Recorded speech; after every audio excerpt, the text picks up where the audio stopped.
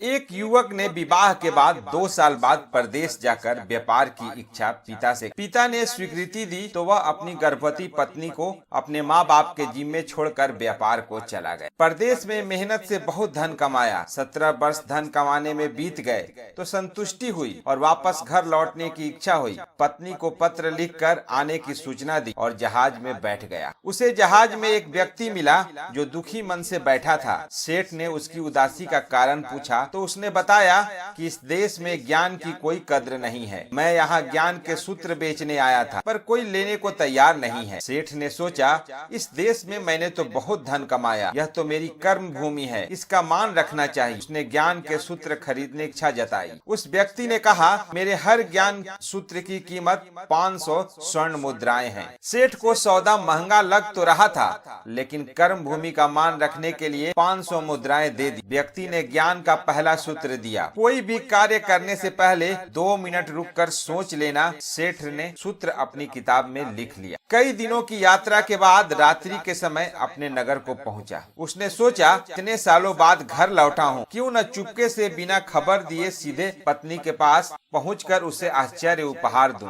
घर के द्वारपालों को मौन रहने का इशारा करके सीधे अपनी पत्नी के कक्ष में गया तो वहां का नजारा देखकर उसके पांव के नीचे की जमीन खिसक गई। पलंग पर उसकी पत्नी के पास एक युवक सोया हुआ था। अत्यंत क्रोध में सोचने लगा कि मैं परदेश में भी इसकी चिंता करता रहा और ये यहाँ अन्य पुरुष के साथ है, दोनों को जिंदा नहीं छोड़ूंगा। क्रोध में तलवार निकाल ली। वार करने ही जा रहा था, इतने में ही उसे 500 असरफियों से प्राप्त ज्ञान सूत्र याद आया। कोई भी कार्य करने से पहले 2 मिनट सोच लेना। सोचने के लिए रुका, तलवार पीछे खींच तो एक बर्तन से टकरा गई।